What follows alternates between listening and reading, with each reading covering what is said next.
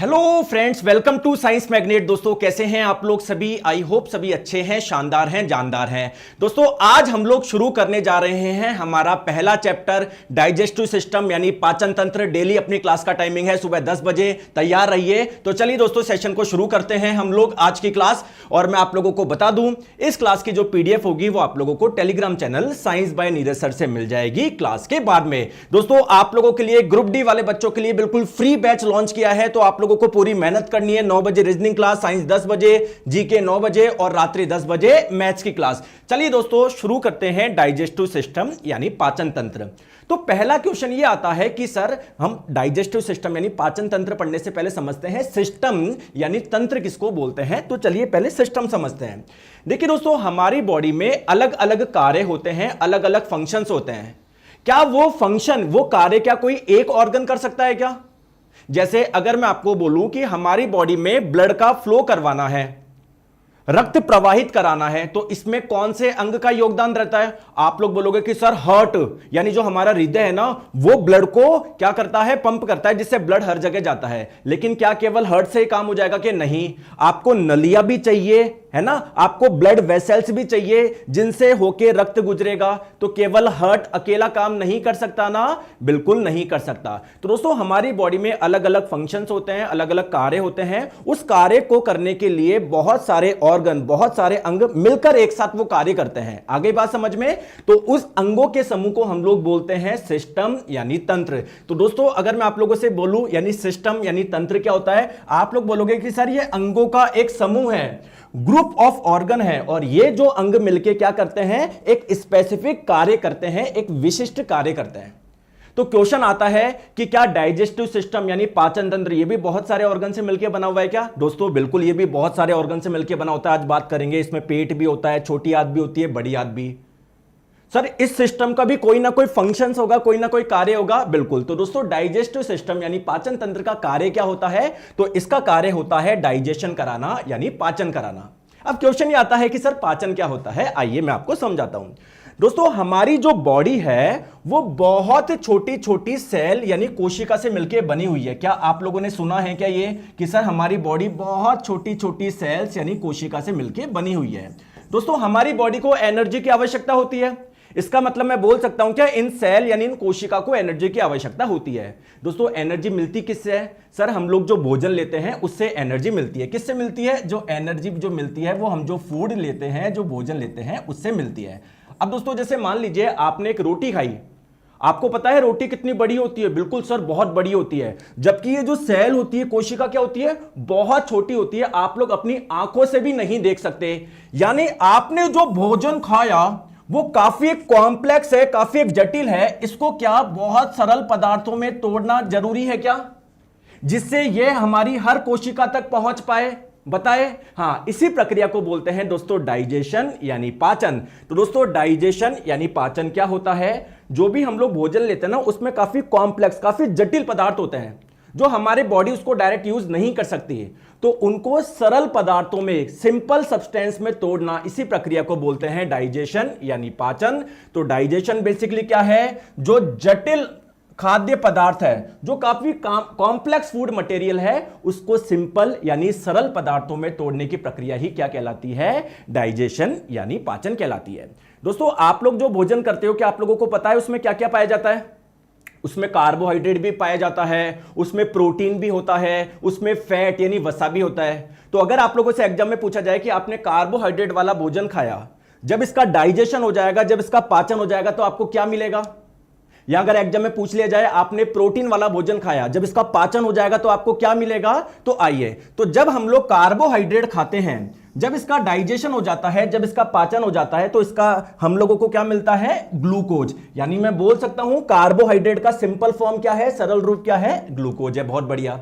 Similarly जब आप लोग प्रोटीन खाते हैं, है ना, ये पहले फैट की बात कर लेते हैं। जब आप लोग फैट यानी वसा वाला भोजन खाते हैं, तो जब इसका पाचन होता है तो इससे आपको मिलता है फैटी एसिड यानी वसीय अम्ल। ध्यान रख लोगे।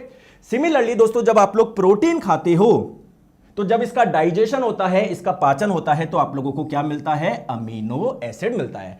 आपके मन में क्वेश्चन आएगा कि सर मैं जो भोजन करता हूं उसमें विटामिन भी होते हैं, होते ही नहीं होते। विटामिन ए किसी भोजन में विटामिन सी होता है, जैसे आंवला वगैरह खाओगे उसमें विटामिन सी होता है, गाजर खाओगे उसमें विटामिन ए होता है। तो आपके मन में क्वेश्चन आएगा कि सर कि विटामिन का जब डाइजेशन होगा, पाचन होगा, तो उससे क्या मिलेगा, या सर मिनरल खनिज का पाचन होगा तो उससे क्या मिलेगा। क्योंकि दोस्तों आप बहुत सारे मिनरल्स भी खाते हो, कई भोजन में आयरन होता है, किसी में कैल्शियम होता है। तो ध्यान रखिएगा दोस्तों, जो विटामिन और मिनरल्स होते हैं ना, ये पहले से ही बिल्कुल सरल रूप में होते हैं, इनका बॉडी में डाइजेशन नहीं होता है, तो यह सीधे ही हमारी बॉडी में यूज हो जाते हैं, क्योंकि ये पहले से ही सिंपल फॉर्म में होते हैं, सरल रूप में होते हैं। तो ध्यान रख लोगे कि आप लोग कि जो विटामिन्स और मिनरल्स होते हैं, मिनरल्स को खनिज भी बोलते हैं, तो इनका हमारी बॉडी में पाचन नहीं होता, क्योंकि ये ऑलरेडी ही सरल रूपों में होते हैं। दोस्तों आ रही है, मैं पूरा आप लोगों को साइंस करवा दूंगा, लेकिन आप लोगों को साथ में मेहनत करनी पड़ेगी, सिलेक्शन तभी होगा और बहुत आसानी से होगा, ठीक है। और सेशन को आप लोग लाइक करते रहिए।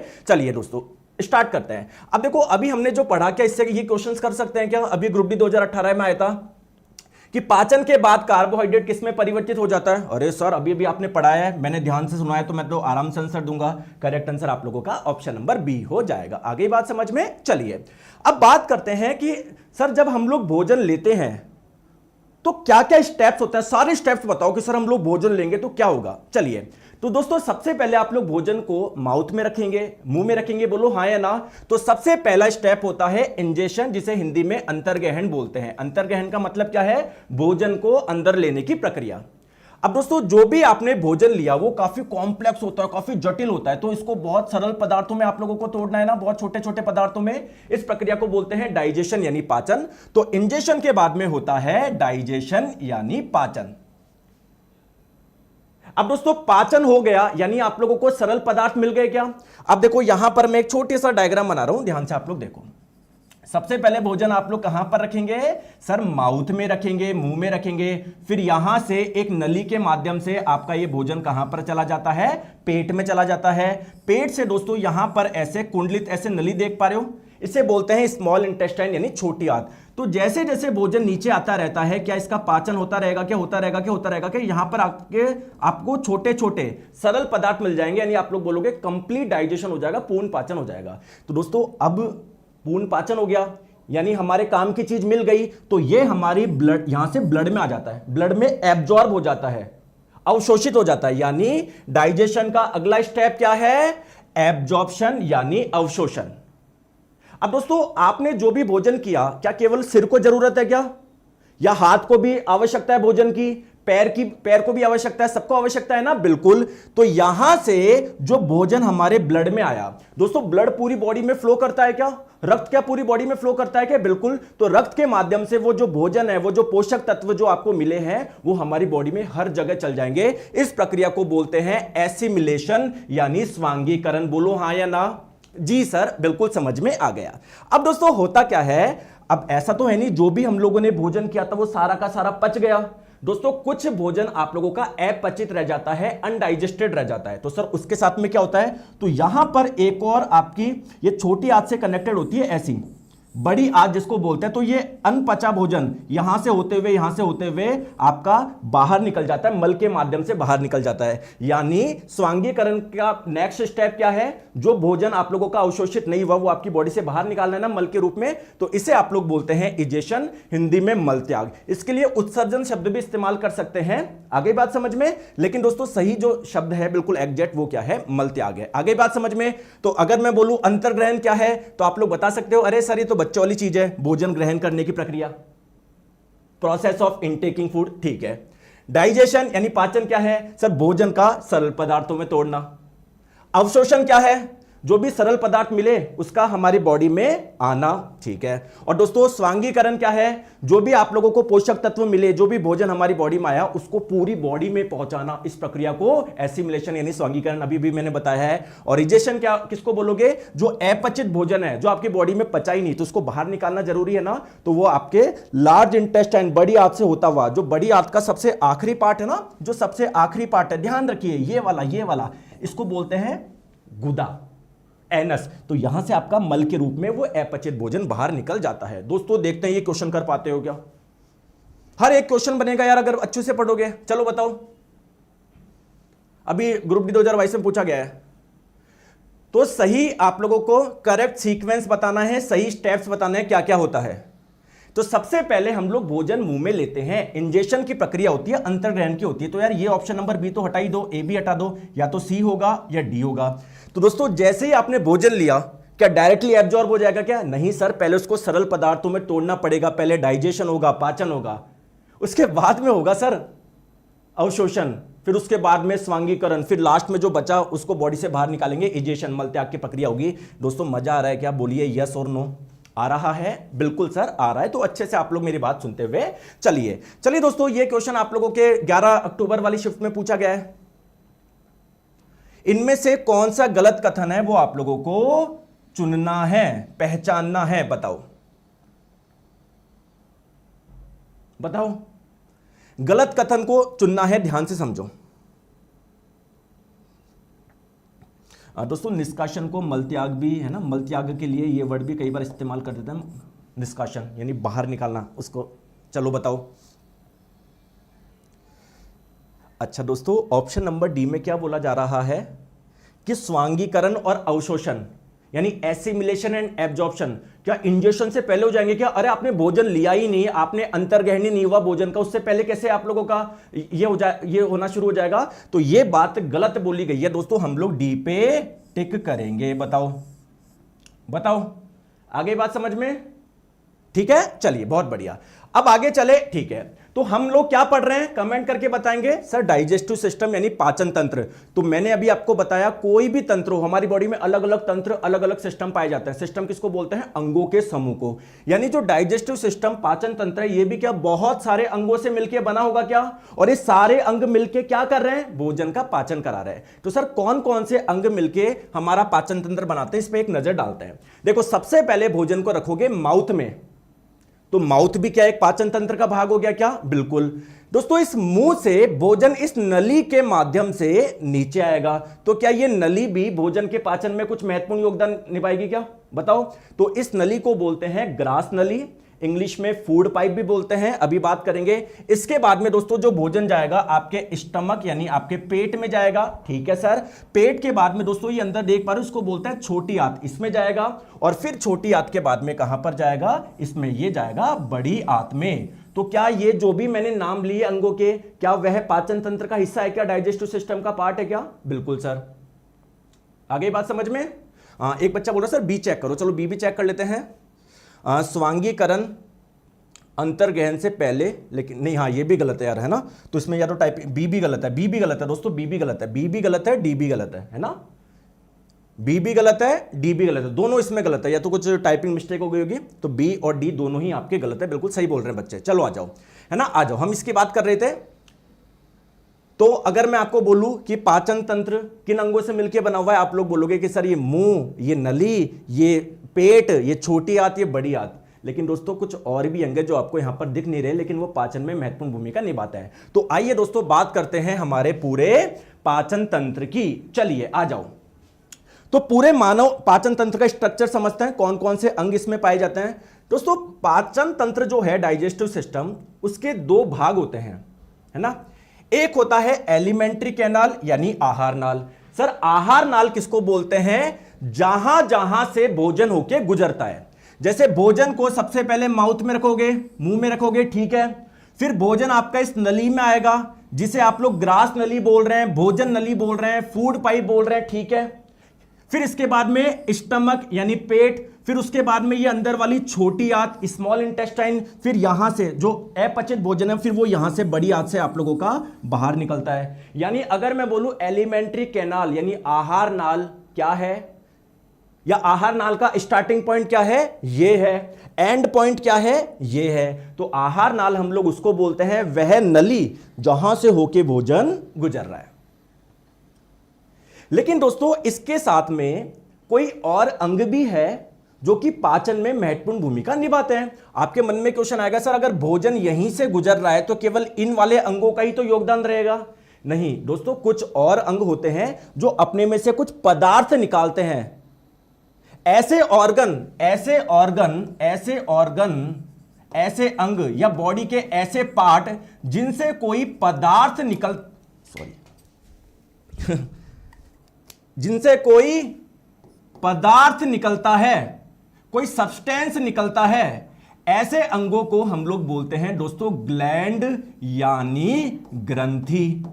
आपकी मैं जानकारी के लिए बता दूं दोस्तों, ये जो लीवर, ये देख रहे हो, ये है लीवर यानी यकृत। तो ये जो हमारा लीवर होता है ना, यकृत होता है, ये एक जूस बनाता है, एक रस बनाता है जिसे बोलते हैं पित्तरस, बाइल जूस, जो कि नली के माध्यम से यहां पर आ जाता है। तो जब भोजन आप लोगों का ऊपर से नीचे आता है और उस पे ये जब बाइल जूस यानी पित्तरस गिरता है, तो यह पित्तरस भी इस भोजन को सरल पदार्थों में तोड़ने में मदद करता है, इसके पाचन में मदद करता है, इसके डाइजेशन में हेल्प करता है। तो क्या मुझे लीवर भी काउंट करना चाहिए क्या? पाचन तंत्र में क्या लीवर को भी ऐड करना चाहिए क्या? बिल्कुल।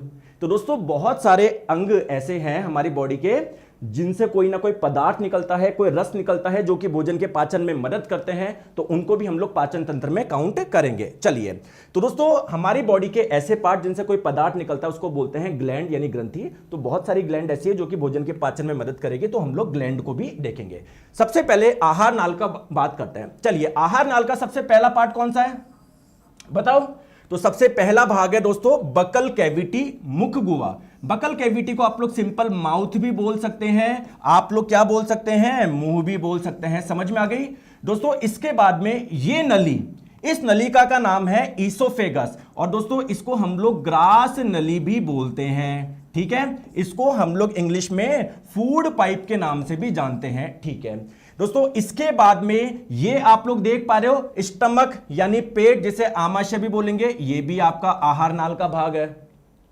इसके बाद में दोस्तों ये आप लोग देख पा रहे हो जिसे आप लोग बोलोगे स्मॉल इंटेस्टाइन, छोटी आंत, ये भी भाग है। और छोटी आंत के बाद में ये जो भोजन होगा वो यहां से ऐसे जाएगा, ये जो है वो है लार्ज इंटेस्टाइन यानी बड़ी आंत। आ गई बात समझ में?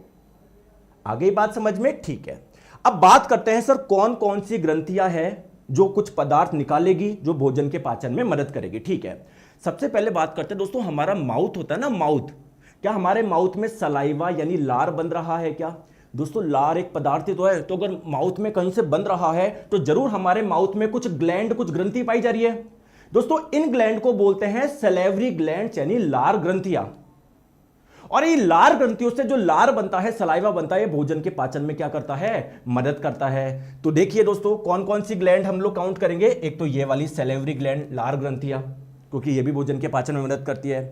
इसके बाद में आप लोगों को मैं बताऊं, ये जो हमारा पेट है ना, पेट के अंदर भी क्या पाई जाती है, कुछ ग्लैंड पाई जाती है, कुछ ग्रंथि पाई जाती है जिनसे कुछ पदार्थ बनता है और वो भोजन के पाचन में मदद करता है। तो ये पेट के अंदर जो ग्लैंड पाई जाती है इसको बोलते हैं गैस्ट्रिक ग्लैंड यानी जठर ग्रंथि। आगे बात समझ में क्लियर है क्या? ठीक है। सिमिलरली दोस्तों मैंने आपको बताया लीवर, इससे भी कोई पदार्थ बनता है, तो क्या ये ग्लैंड है, क्या ये ग्रंथि है क्या? बिल्कुल। और ये भोजन के पाचन में मदद करती है, तो इसको भी हम लोग पढ़ेंगे। ठीक है, लीवर यानी यकृत। सिमिलरली आप लोग ये पीला सा देख पा रहे हो, ये छोटा सा पीला सा, दोस्तों इस अंग का नाम है पैनक्रियास यानी अग्नाशय। सर इससे भी कोई पदार्थ बनता है क्या? हाँ। तो इसको मैं ग्लैंड बोल दूं क्या, ग्रंथि बोल दूं क्या? हाँ। और इससे बनने वाला पदार्थ जो होता है ना, वो भोजन के पाचन में मदद करता है, तो इसको भी हम लोगों को पढ़ना होगा क्या? बिल्कुल सर। तो पैनक्रियास यानी अग्नाशय को भी हमको पढ़ना पड़ेगा। तो हमारा पूरा पाचन तंत्र इन सब से मिलकर बना हुआ है। दोस्तों समझ में आया तो यस बोलिए, बोलो हाँ या ना, बोलिए हाँ या ना, बोलिए हाँ या ना। आ रहा है मजा आ रहा है? जी सर बिल्कुल मजा आ रहा है। चलिए दोस्तों, अगर आप लोगों को मजा आ रहा है तो आप क्वेश्चन सॉल्व कर दोगे। कौन सा मानव की आहार नाल का हिस्सा नहीं है? अच्छा, अभी आपको रेक्टम वगैरह नहीं जानते हैं ना, अभी हम आगे पढ़ेंगे तब आएगा। चलो इस क्वेश्चन को छोड़ दो, है ना, अभी आगे हम लोग पढ़ लेंगे। चलो कोई दिक्कत नहीं है। चलो बात करते हैं हम लोग, सबसे पहले पढ़ते हैं आहार नाल यानी एलिमेंट्री कैनाल। तो एलिमेंट्री कैनाल फिर से बताता हूं, वह भाग मतलब जहां जहां से होके भोजन गुजरता है। तो इसका सबसे पहला पार्ट क्या है सर? माउथ है, जिसे आप लोग बकल कैविटी भी बोल सकते हैं। आगे बात समझ में? तो इस माउथ के बारे में पढ़ना है दोस्तों। अच्छा, माउथ में के अंदर क्या क्या पाया जाता है जो कि भोजन के पाचन में मदद करता है? क्या टीथ क्या टीथ माउथ के अंदर पाए जाते हैं क्या? बिल्कुल सर। और मुझे बताओ सर, आपने अभी भी बताया हमारे माउथ के अंदर पाई जाती है सैलिवरी ग्लैंड्स, लार ग्रंथियां, जिनसे बनता है सलाइवा और ये भोजन के पाचन में मदद करता है, यानी इसके बारे में भी हम लोगों को पढ़ना पड़ेगा। तो टीथ के बारे में पढ़ना पड़ेगा, सैलिवरी ग्लैंड यानी लार ग्रंथि के बारे में पढ़ना पड़ेगा। तीसरी बात दोस्तों, क्या जो हमारी टंग होती है, जीभ, ये भी पाचन में कुछ हेल्प करेगी क्या? सर कुछ हेल्प नहीं करेगी, इसका काम है केवल टेस्ट, स्वाद का अनुभव कराना। नहीं दोस्तों, और कार्य भी करती है। जैसे जो अंदर सलाइवा बना ना, लार बना, उसको क्या करता है, जब आप खाते हो ना, तो ये जो टंग होती है ना, जीभ, उस सलाइवा को फूड में क्या करती है, मिक्स करती है। यानी इस टंग के बारे में भी हम लोगों को पढ़ना पड़ेगा क्या? जीभ के बारे में भी पढ़ना पड़ेगा क्या? बिल्कुल। तो आइए माउथ के बारे में पढ़ते हैं, या मैं बोलूं माउथ के अंदर इन तीनों के बारे में पढ़ते हैं। तो हमारा जो माउथ है, इसमें टीथ जो होंगे इसके बारे में भी पढ़ेंगे, टंग यानी जीभ के बारे में भी हम लोग पढ़ेंगे, और इसके अंदर जो ग्रंथि पाई जाती है उसके बारे में भी हम लोग पढ़ेंगे। तो दोस्तों मुख्य गुहा में 3 चीजें पढ़नी है, एक तो दांत यानी टीथ, एक जीभ यानी टंग, और एक लार ग्रंथिया यानी सैलिवरी ग्लैंड्स। दोस्तों मजा आया या नहीं आया? बोलो बोलो, आ जाओ सर, चलिए आ जाओ। तो सबसे पहले बात करते हैं दोस्तों टीथ की। टीथ की हम लोग स्टडी करने जा रहे हैं, दांत का अध्ययन करने जा रहे हैं। तो अगर एग्जाम में पूछ ले दांतों के अध्ययन को क्या बोलते हैं, स्टडी ऑफ टीथ को क्या बोलते हैं, तो दोस्तों स्टडी ऑफ टीथ को बोलते हैं हम लोग डोंटोलॉजी, है ना। इसकी स्पेलिंग ओम से आती है, लेकिन इसको हम जो बोलते हैं ना, जब प्रोनाउंसिएशन करते हैं तो सिंपल डोंटोलॉजी बोलते हैं। स्पेलिंग में आपका क्या आता है, ओ आता है, ठीक है। अब सर क्या क्या स्ट्रक्चर, क्या क्या पढ़ने वाले हैं दांत के बारे में? पहले दांत का स्ट्रक्चर समझते हैं, इसकी संरचना, ये बना हुआ कैसे है। दोस्तों अगर हम लोग बात करें, जैसे हमारे ये निचले जबड़े की बात करते हैं, ये निचला जबड़ा है मान लो, तो दोस्तों जो टीथ होता है, जो दांत को अगर आप लोग देखोगे ना, तो आपको तो केवल आपका ये वाला पार्ट नजर आता है दांत का, जो आप लोग देख पा रहे हो ना, आपको वो वाला पार्ट नजर आ रहा है जो आपके गम्स में यानी मसूड़ों में नहीं है, मसूड़ों के ऊपर है। लेकिन दोस्तों पूरा दांत क्या है, कुछ भाग मसूड़ों के नीचे है। तो जो भाग दांत का, जो भाग मसूड़ों के अंदर है, उसे आप लोग बोलते हैं रूट। क्या बोलते हैं, रूट, ठीक है। और जो दांत का भाग जो हमको विजिबल है, जो दिख रहा है, मसूड़ों के अंदर नहीं है, मसूड़ों से बाहर है, उसे आप लोग क्या बोलते हैं, क्राउन यानी शिखर। आगे बात समझ में, ठीक है। अब दोस्तों मैंने क्या किया, ये जो दांत ना, एक दांत मैंने बाहर निकाला, ठीक है। जैसे मान लो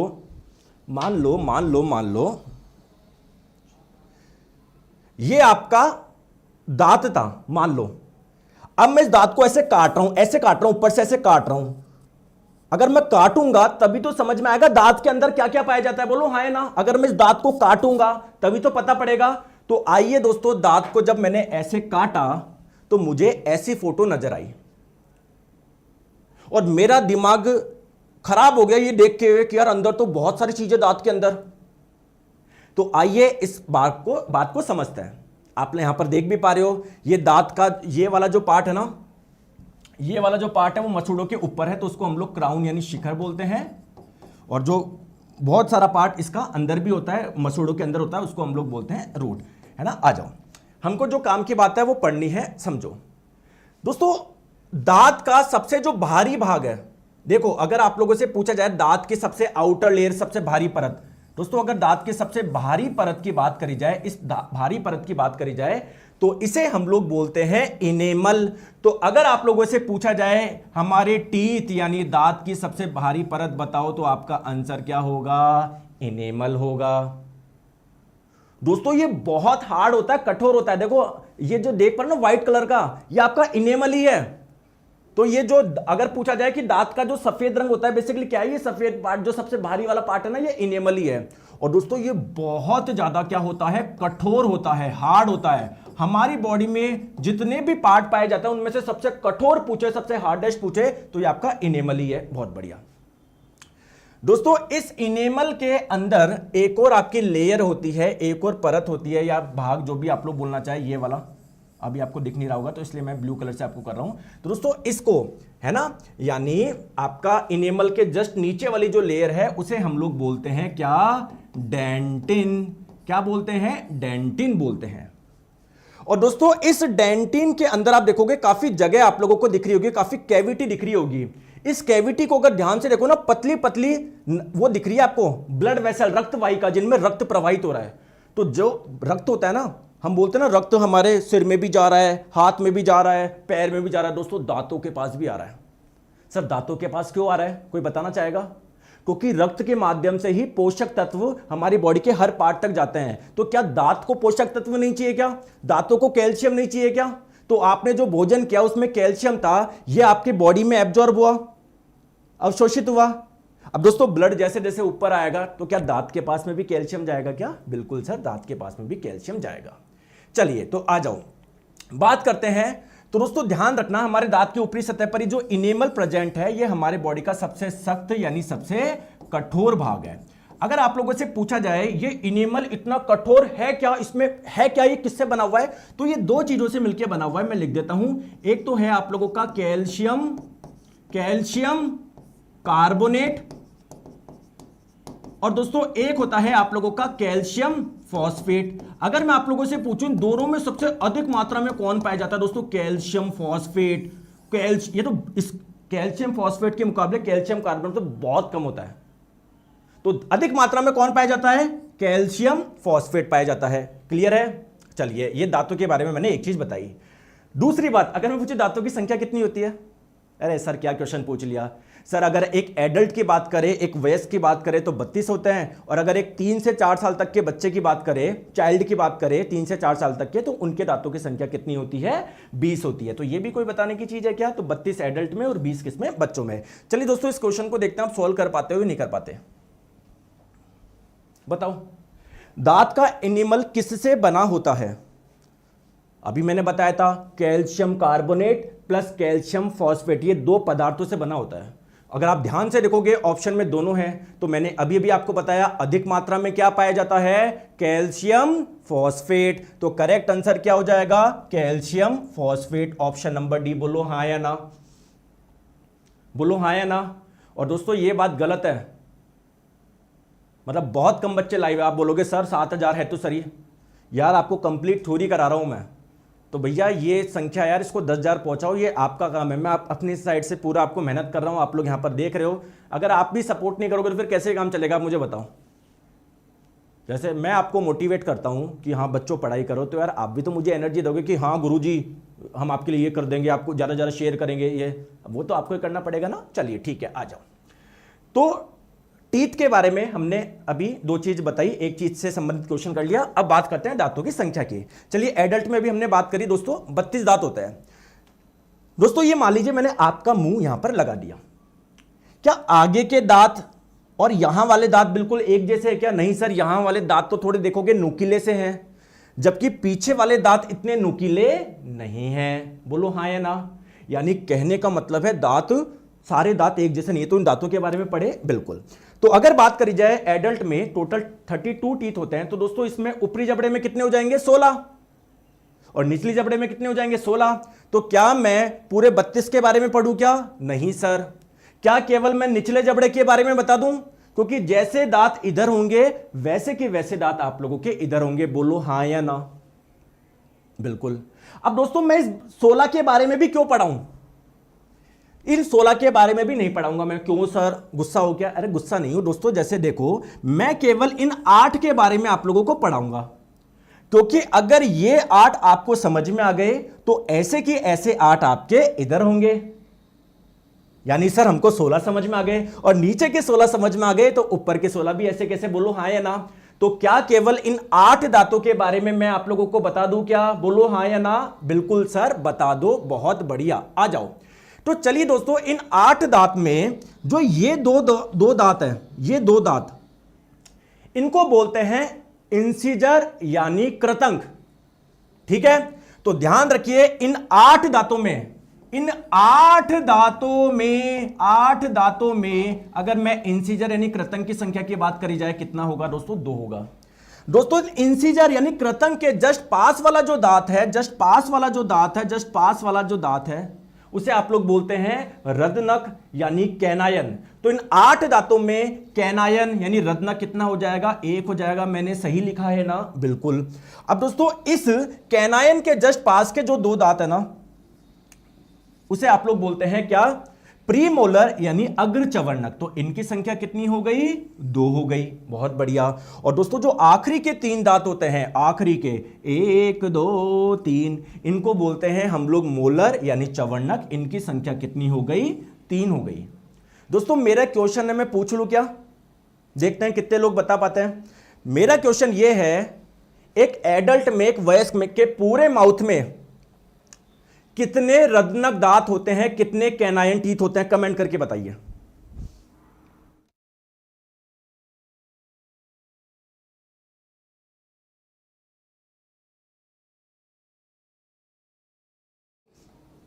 अब देखो आप आंसर दे रहे हो, गलत बात है। कोई एक दे रहा है, कोई दो दे रहा है। अरे दोस्तों एक तो यहां पर है, तो अगर एक यहां पर होगा तो वैसे ही वैसे एक यहां पर भी होगा, यानी निचले जबड़े में 2, फिर 2 ऊपर भी होंगे, तो टोटल कितने होंगे? 4। वेरी गुड यार, बहुत बढ़िया, बहुत बढ़िया, आपने सभी ने सही आंसर दे दिया।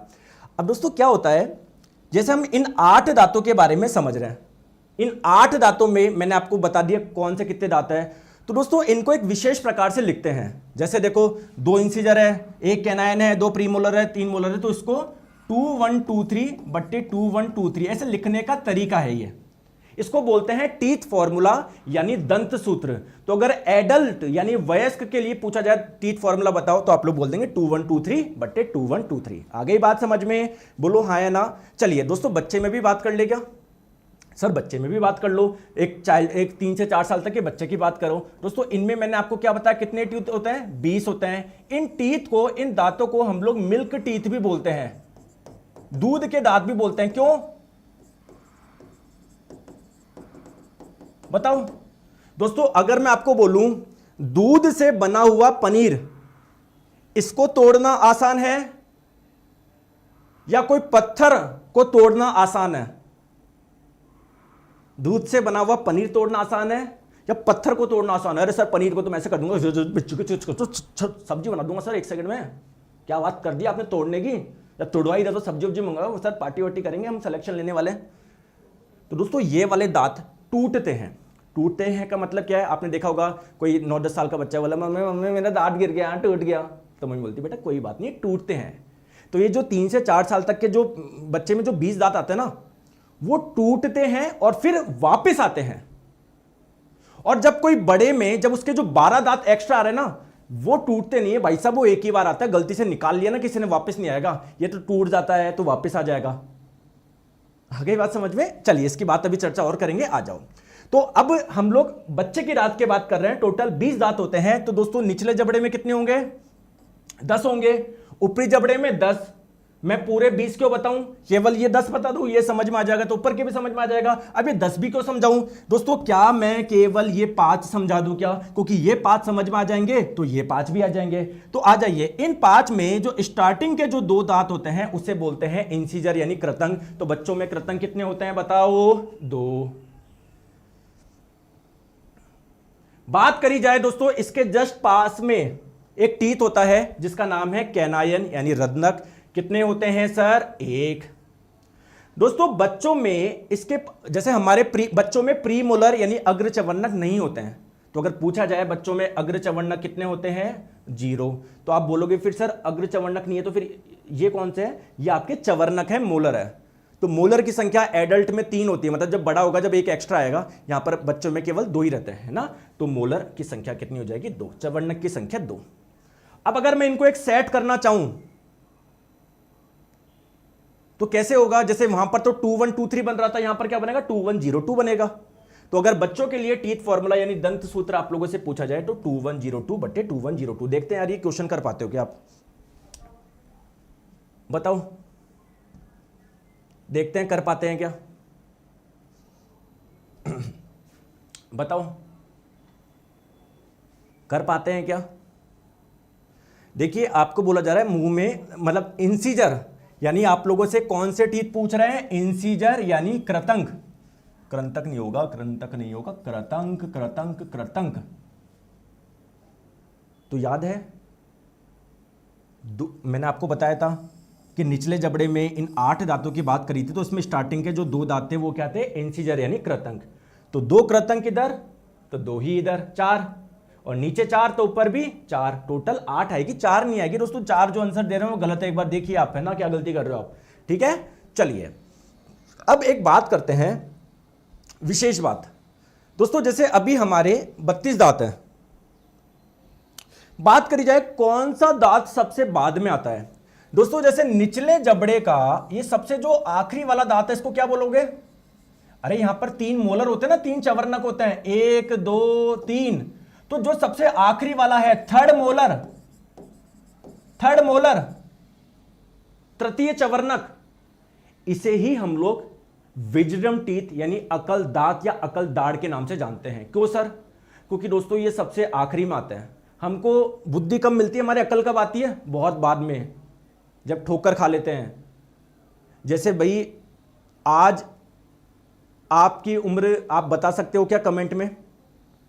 जैसे अगर किसी की उम्र 29 वर्ष है, 30 वर्ष है, जैसे मेरी 30 वर्ष के आसपास है, तो मेरे को लगता है यार पापा यार उस समय सही बोलते थे यार, ये कर लेते वो कर लेते, है ना। और मैं खुद अब भी फादर बन गया हूँ, मतलब मेरी छोटी बेटी है, तो मतलब समझना वो होता है कि यार मतलब माँ बाप बच्चे के लिए हमेशा इतना करते हैं। तो हम कई बार गुस्सा हो जाता है ना पापा मम्मी से, भाई यार पापा आपने ये नहीं किया, ये मतलब उन्होंने हमेशा हमारे लिए बहुत कुछ किया है, और बिना किसी उसकी अपेक्षा के कि नहीं यार मैं अभी करूँगा तो ये मेरे को करेगा, नहीं, बिना किसी उसके। समझ रहे हो बात को? तो अकल बहुत बाद में आती है।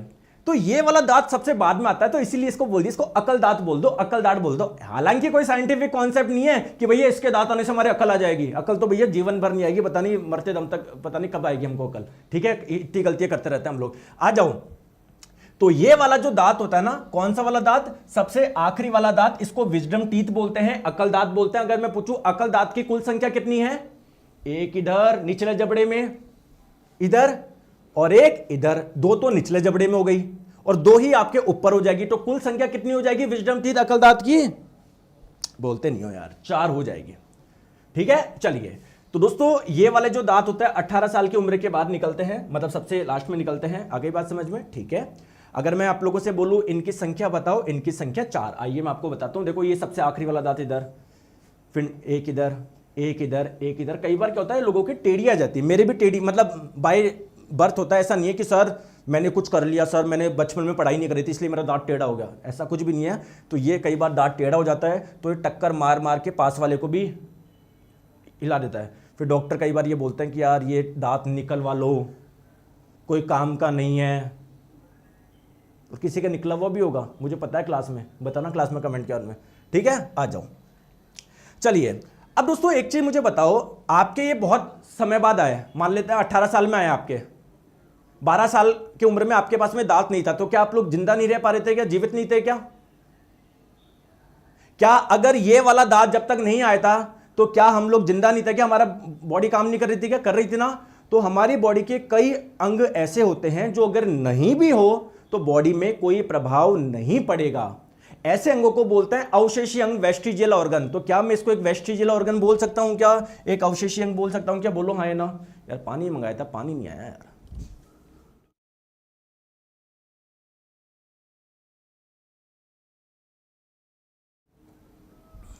आ जाओ, बोलो हाँ या ना। चलिए, तो गुरुजी अब इस दांत के बारे में, और सर आपने क्या किया? मैंने ये किया।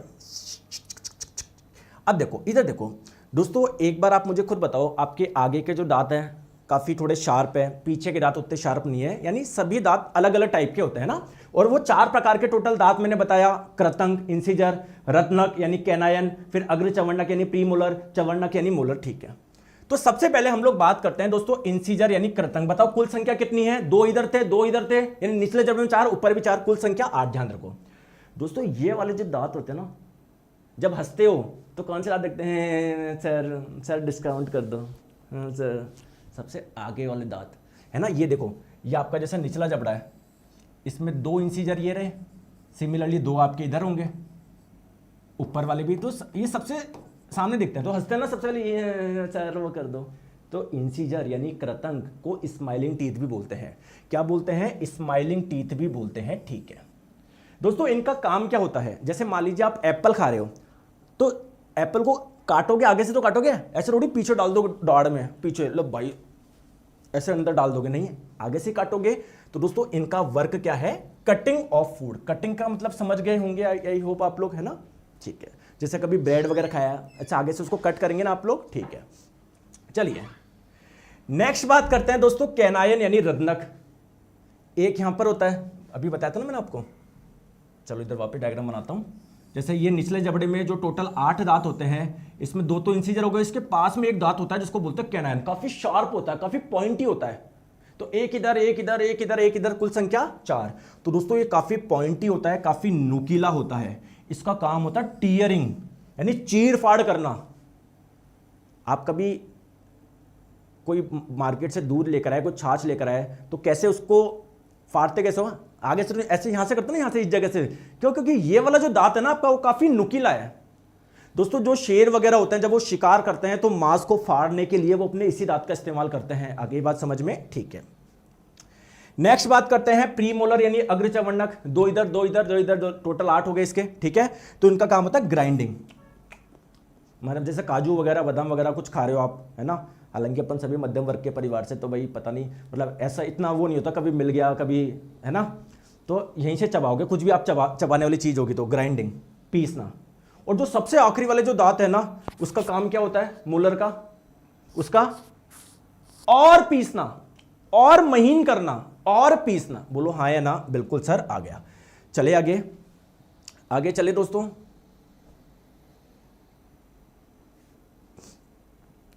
एक बच्चा बोल रहा है सर हम कितनी बार थ्योरी पढ़े, आप गुस्सा होने लगते हैं, लेकिन हम लोगों को सिर्फ 99 वाला प्रैक्टिस सेट रहने दीजिए प्लीज। तो बेटा आपने तो पढ़ रखा है पहले मेट से, कहीं ना कहीं कैसे भी पढ़ रखा है ना। जो बच्चे हैं वो अभी नए हैं, मैं उनके लिए स्टार्ट कर रहा हूं। आपका 99 2022 में जो हुआ था ना, मैं आपको प्रॉमिस करता हूं मैं पूरा करवा दूंगा। 8 शिफ्ट में करवा चुका। अभी देखो एक बार टाइमिंग का थोड़ा बैठ जान लो। टाइमिंग देखो, सुबह 10 बजे अपनी ये क्लास होती है, 1 बजे अपनी निर्माण बैच क्लास होती है। तो टाइमिंग में आपको 1-2 दिन का मैं सब करा दूंगा, टेंशन क्यों ले रहे हो यार आप, ठीक है। चलो आ जाओ, चलो आ जाओ। तो टीथ यानी दांत की हम लोग बात कर रहे थे दोस्तों। हमारे दांतों की कुछ विशेषता होती है, आप मुझे बताओ कोई विशेषता होती है कि हमारे दांतों की? क्या हमारे सारे दांत एक जैसे हैं क्या? नहीं सर, आगे वाले थोड़े शार्प है, पीछे वाले उतने शार्प नहीं है। लेकिन दोस्तों किसी किसी के दांत है ना सारे एक जैसे होते हैं, उन्हें हम लोग बोलते हैं समदंती, होमोडोंट। क्या हम समदंती है क्या? नहीं सर, हम तो विषम दंती है, क्योंकि हमारे सारे दांत एक जैसे नहीं है। तो आइए हमारे दांतों की कुछ कैरेक्टरिस्टिक समझते हैं दोस्तों। हमारे दांत के अंदर मसूड़ों में फंसे हुए हैं क्या? फंसे हुए हैं क्या? हाँ, तो जो दांत ऐसे अंदर फंसे हुए होते हैं उसको बोलते हैं हम लोग ठीकोडोंट। तो क्या हमारे जो दांत है वो ठीकोडोंट है क्या? गर्भदंती है क्या? बोलो हाँ। हमारे सारे दांत एक जैसे हैं क्या? नहीं। तो हम समदंती है क्या? नहीं। कैसे दंती है? विषम दंती, इंग्लिश में हेट्रोडोंट। अगर आप लोगों से पूछा जाए समदंती के उदाहरण बताओ, किसके सभी दांत एक जैसे होते हैं? मछली एक इसका फेमस एग्जांपल हो गया, मगरमच्छ हो गया। क्लियर है क्या? ठीक है। चलिए दोस्तों, हमारे दांत क्या डाइफाइडोंट होते हैं क्या? द्विबार दंती, 2 बार आते हैं क्या? जैसा कि अभी मैंने बताया, जो दूध वाले जो दांत होते हैं ना, 20 टीथ जो होते हैं, 3 से 4 साल तक के बच्चे के जो दांत आते हैं ना, वो एक बार टूटते हैं फिर वो वापिस आ जाते हैं। तो कुछ दांत ऐसे होते हैं जो हमारे वापिस आ जाते हैं, तो ऐसे दांतों को बोलते हैं द्विबार दंती। तो अगर मैं आप लोगों से पूछूं कि टोटल, जैसे देखो हम 3 से 4 साल तक के बच्चे हैं, अभी हमारे 20 दांत हैं। जब हम लोग बड़े होंगे तो एक्स्ट्रा और कितने दांत आएंगे? 12 आएंगे ना, तभी तो जाके टोटल 20 + 12 32 बनेंगे। बोलो हाँ या ना? अब दोस्तों ये जो 12 दांत होते हैं वो जीवन में एक ही बार आते हैं, मतलब अगर वो टूट गया आपने निकलवा दिया तो ऐसा नहीं है वो वापस उग जाएगा। लेकिन ये दांत ऐसा होता है कि जो एक बार टूटते हैं वापस आते हैं, ऐसा नहीं है टूट गए तो कभी जीवन में नहीं आएंगे। जो ये वाले दांत होते हैं, आगे बात समझ में, तो ध्यान रखिएगा। जो 20 दांत ऐसे होते हैं हमारे जो 2 बार आते हैं, और 12 दांत ऐसे होते हैं जो जीवन में केवल एक बार आते हैं। ये याद रख लोगे या नहीं रखोगे? रख लेंगे सर। चलिए दोस्तों, हम किसकी बात कर रहे थे? माउथ की। माउथ की हम लोग बात कर रहे थे।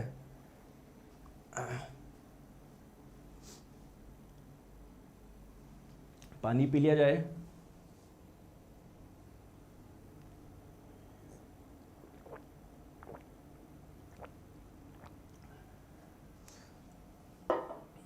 पानी पी लिया जाए। आ जाओ दोस्तों, एक चीज मुझे बताओ, आप अगर ईमानदार व्यक्ति हो तो अपने नोट्स भी बनाते होंगे? बनाते हो क्या? नहीं सर मैं तो ऐसे। दोस्तों आप प्लीज़, मैं आपसे रिक्वेस्ट करता हूँ, प्लीज़ खुद के नोट्स बनाया करिए।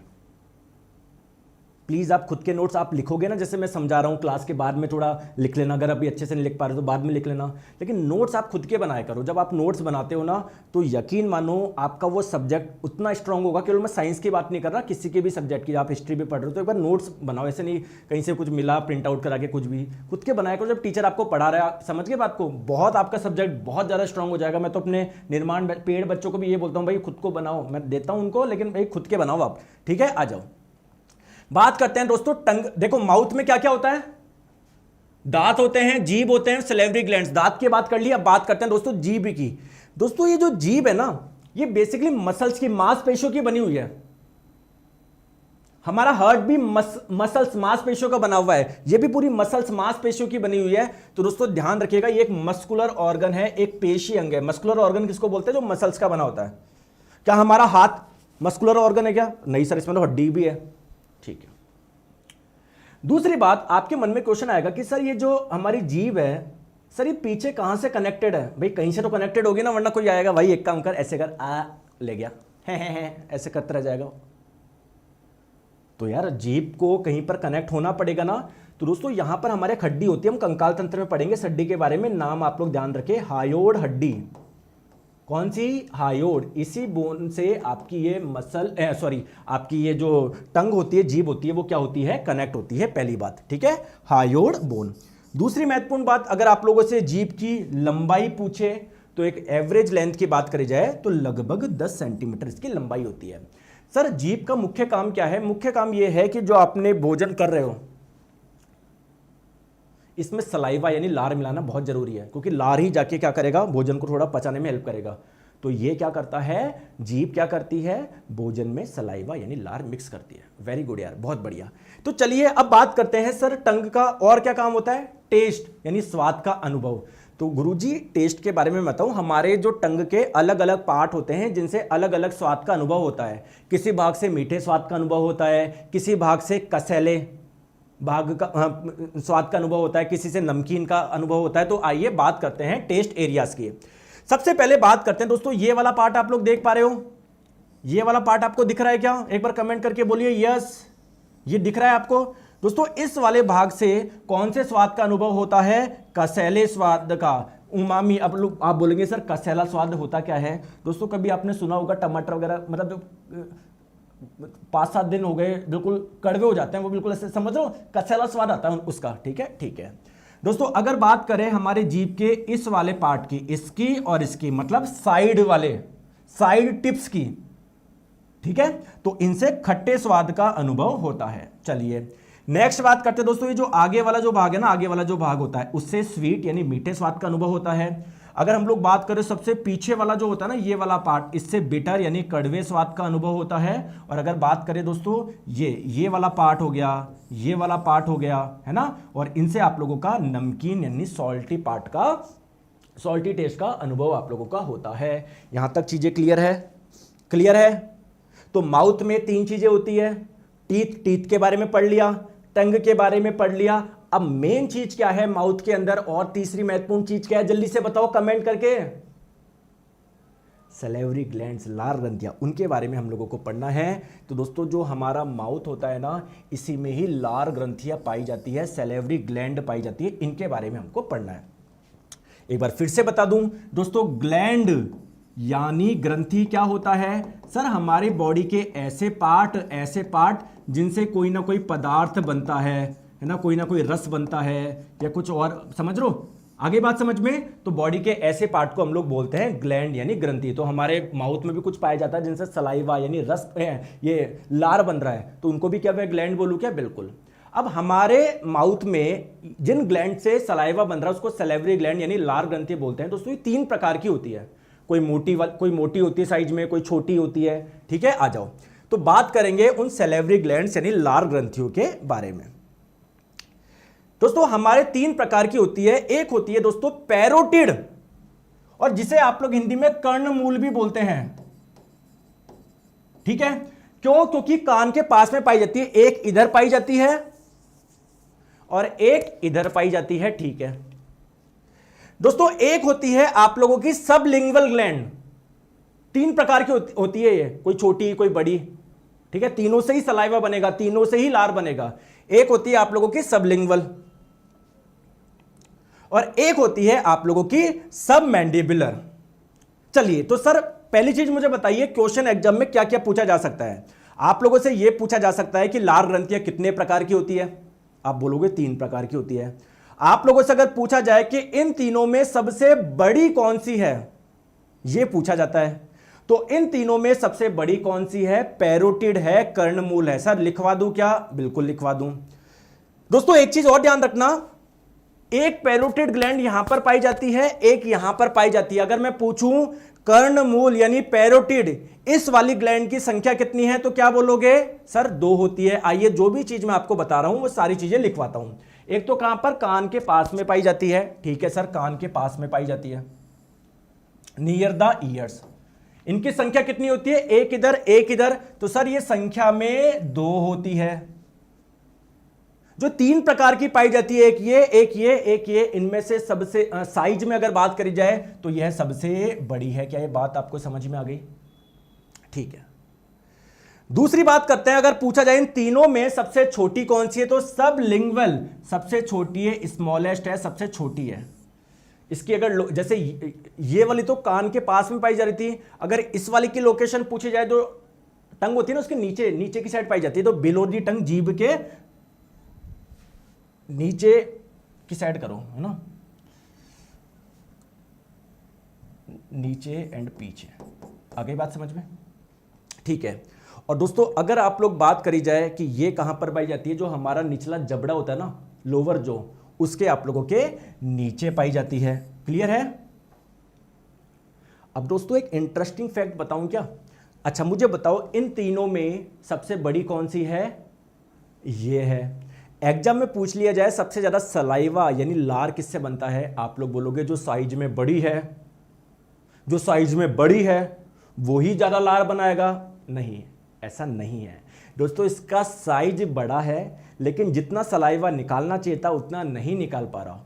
सबसे ज्यादा सलाइवा, सबसे ज्यादा जो लार बनाती है वो ये वाली ग्रंथि बनाती है, सबमैंडिबुलर। तो अगर आप लोगों से पूछा जाए सबसे ज्यादा सलाइवा यानी लार कौन सी ग्रंथि बनाती है, ये वाली बनाती है। लगभग 75% जितना भी सलाइवा, जितना भी लार बन रहा है उसका 75% आपका इसी के द्वारा बनता है। चले आगे, ठीक है, ओके।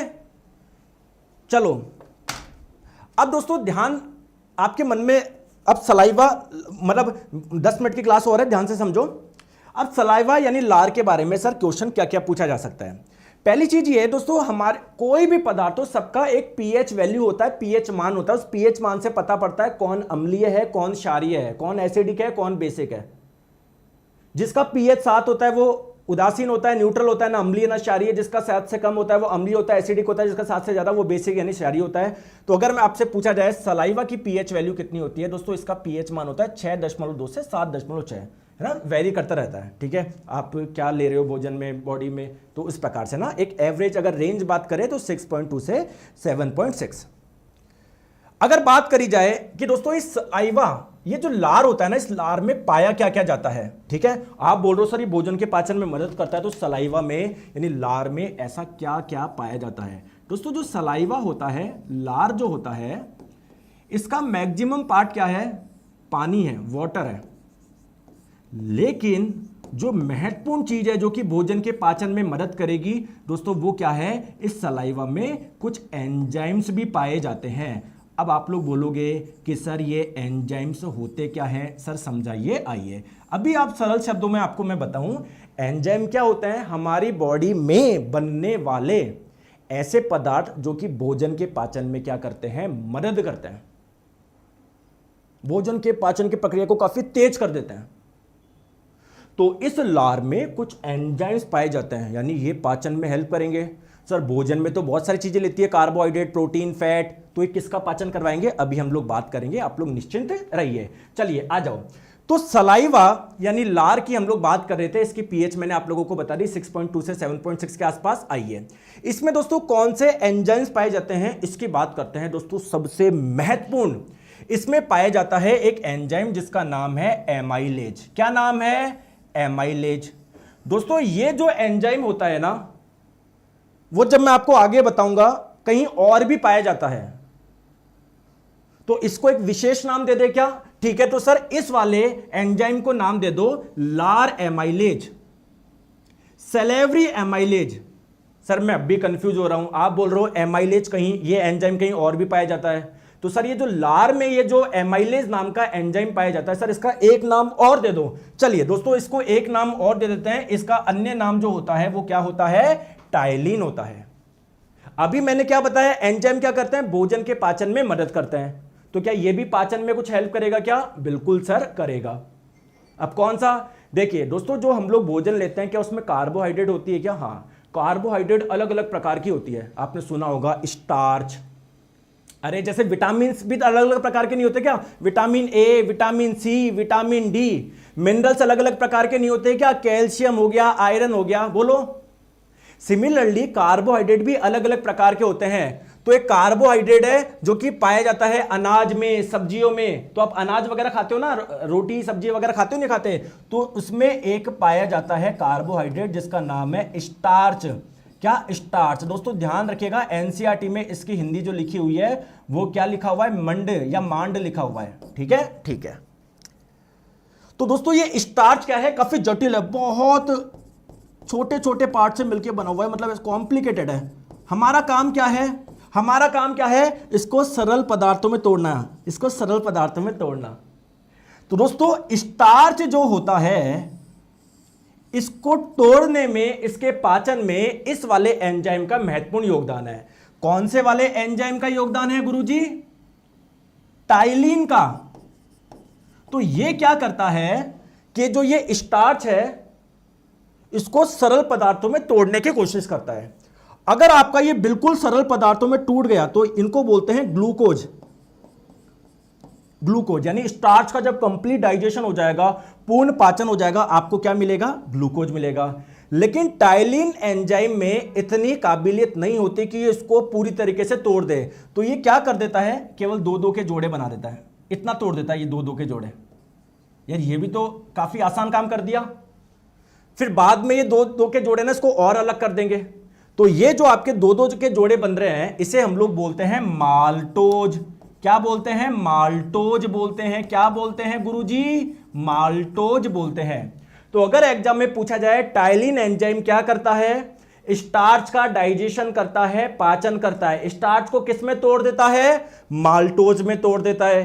क्या मैं बोल दूं स्टार्च का कंप्लीट डाइजेशन हो गया, पूर्ण पाचन हो गया? नहीं, पूर्ण पाचन तब बोलेंगे जब स्टार्च से हमको ग्लूकोज मिलेगा। आगे बात समझ में? आगे बात समझ में? तो जो ये चीज मैंने आप लोगों को यहां पर लिखी है, आइए मैं आप लोगों को वापस लिख देता हूं। मैं आपको क्या बोल रहा हूं कि दोस्तों स्टार्च जो कि एक प्रकार का कार्बोहाइड्रेट है जो कि मिलता है हमको अनाज में, सब्जियों में, है ना, हम लोग ये खाते हैं ना, बिल्कुल। तो ये वाला कार्बोहाइड्रेट भी हमारी बॉडी में आएगा। तो जैसे आप लोग माउथ में रखोगे तो माउथ में ये जो सलाइवा में जो एंजाइम पाया जा रहा है सेलेवरी एमाइलेज नाम का या टाइलिन नाम का, ये क्या कर देगा? इस स्टार्च को किस में तोड़ देगा? माल्टोज में तोड़ देगा। ऐसे दो दो के ऐसे वो बना लेगा ऐसे। क्लियर है दोस्तों? हमारे सलाइवा यानी लार में एक एंजाइम और पाया जाता है, इसका नाम है लाइसोजाइम। सर ये एंजाइम क्या करता है? ये भी क्या पाचन करता है क्या? नहीं, इसका दूसरा कार्य है। दोस्तों अगर हमारे बॉडी में कोई बैक्टीरिया वगैरह आ गया तो उसको खत्म करने में ये इंपॉर्टेंट रोल प्ले करता है। तो ये जो लाइसोजाइम है ना, ये भी हमारे सलाइवा यानी लार में पाया जाता है। इसका जो मेन कार्य है वो क्या है? हमको संक्रमण से बचाता है, इन्फेक्शन से बचाता है। अगर कोई बैक्टीरिया आ गया उसको मारता है। चलिए दोस्तों देखते हैं क्वेश्चन कर पाते हो नहीं कर पाते। बताओ कौन सा पाचक एंजाइम लार में पाया जाता है, सलाइवा में पाया जाता है? तो सलाइवा में, लार में पाया जाता है दोस्तों एमाइलेज नाम का एंजाइम। क्या इसका एक अन्य नाम भी है क्या? बिल्कुल सर, इसे हम लोग टाइलिन के नाम से भी जानते हैं। बहुत बढ़िया। चलिए दोस्तों ये क्लियर है। तो आज के लिए हम लोग इतना रखते हैं, बाकी की चर्चा करेंगे दोस्तों कल। मेरी आप लोगों से रिक्वेस्ट है दोस्तों, वीडियो को जरा जरा लाइक करिए, शेयर करिए। अगर आप लोगों की संख्या ज़्यादा से ज़्यादा होगी तब दोस्तों मज़ा आएगा। मैंने पहले ही बोल दिया था कि आपको मैं कंप्लीट थ्योरी पढ़ा दूंगा, लेकिन मैं सब कुछ करा दूंगा, लेकिन मेरे को भी आपसे कुछ चीज़ चाहिए। रोज़ आप लोग लाइव क्लास में आइए, डेडिकेशन से पढ़ाई करिए, आपको कोई सिलेक्शन से नहीं रोक सकता। अगर आप खुद ही डेडिकेटेड मतलब डिसिप्लिन नहीं रहेंगे, रोज़ क्लास नहीं लेंगे, तो यार मजे वाली चीज़ नहीं है। और इसको ज़्यादा से ज़्यादा शेयर करिए। दूसरी महत्वपूर्ण बात, एक बार क्लास का टाइमिंग में आपको पता ही है, क्लास का टाइमिंग क्या है, ये टेलीग्राम चैनल है, इससे आप लोग जुड़ जाइए, यहां पर पीडीएफ मिल जाएगी। क्लास का टाइमिंग है रीजनिंग की सुबह 9 बजे। विकास सर बहुत शानदार पढ़ा रहे हैं, आज आपने क्लास देख ली होगी, नहीं देखी होगी, मजा आ गया ना। तो पूरी टीम इस प्रकार है आप लोगों की जो आपको सिलेक्शन कराएगी। 10 बजे विज्ञान की, रात्रि 9 बजे जनरल अवेयरनेस की, और रात्रि 10 बजे आज से मैथ्स की पहली क्लास शुरू होने जा रही है। मैथ्स में वीक हो, आज से जुड़ जाना, रात्रि 10 बजे। चलिए गुरुजी अब बात करते हैं कि सर मैं तो एएलपी का भी एग्जाम दूंगा, जेई का भी दूंगा, टेक्नीशियन का भी दूंगा। तो मैं आपको फिर से बता चुका हूं, कई बार बता चुका हूं, अब आपकी इच्छा, अगर आप सीरियस हो तो 2025 में अभी जैसे ग्रुप डी है, अभी एएलपी का नोटिफिकेशन आ जाएगा। हालांकि उन्होंने डेट जनवरी दी थी, लेकिन मार्च अप्रैल तक मानो आप, ठीक है। जनवरी, फिर टेक्नीशियन का, फिर एनटीपीसी का, फिर जेई का कैलेंडर जारी हो चुका है। तो अगर आप लोगों को एक बार में तैयारी करनी है सर सभी एग्जाम के लिए, जुड़िए दोस्तों निर्माण बैच से। फाउंडेशन बैच है, पूरा एनसीईआरटी पर आधारित है, आपको फिर कुछ भी करने की आवश्यकता नहीं है। For all exam, ALP, technician, JE, जो बच्चे जुड़े हैं आप लोग उनसे पूछ सकते हैं फीडबैक, ठीक है। कंप्लीट थ्योरी बैच है, साथ में सारे क्वेश्चंस हम लोग करेंगे। डेली लाइव क्लास है, 1 बजे होती है। बच्चे जितने यहां जुड़ते हैं उतने वहीं पर जुड़ते हैं, इतना आप लोग वो डिसिप्लिन से पढ़ रहे हैं। क्लास मिस करते हो रिकॉर्डिंग मिल जाएगी। 2024 के भी लेटेस्ट में भी जो क्वेश्चन है सारे मैं आपको वो भी कवर करा रहा हूं। पूरा कंटेंट बाइलिंगुअल है, हर क्लास की पीडीएफ मिलेगी, साथ में एक टेस्ट सीरीज भी फ्री है। जैसे एक चैप्टर हो उसका जाके टेस्ट आप लोग लगा दो। तो अभी आप लोगों का गणतंत्र दिवस के उपलक्ष्य में ऑफ चल रहा है, इंडिया कोड लगा लीजिएगा, 200 रुपए की छूट मिल जाएगी। इंडिया INDIA ध्यान रखिएगा। और सिमिलरली जो बेसिक इंजीनियरिंग का बैच है, शिखर बैच, उसमें भी आप लोग कोड यूज कर लीजिए इंडिया, ठीक है। चलिए आ जाओ, तो लेगा कैसे, साइंस मैग्नेट पे जाओ, कोर्स पे आप लोग जाओ, तो ये निर्माण बैच पे आप लोग चल जाइए और यहां पर जाके बाय नाउ आप लोग कर लीजिए। अप्लाई कूपन इंडिया आप लोग लगा लीजिएगा। दोस्तों ये 2 बैच है, वीओडी बैच है ना, मतलब जो 2024 वाला पुराना बैच है वो आप लोगों को मिल ही रहा है, और जो नया बैच है लाइव वो यहां पर चल रहा है। जैसे क्लास पूरी होती है वो यहां पर आपकी चल जाती है, ठीक है। Thank you so much, take care, bye bye. और दोस्तों कमेंट करके बताना मजा आया या नहीं आया, बताओ।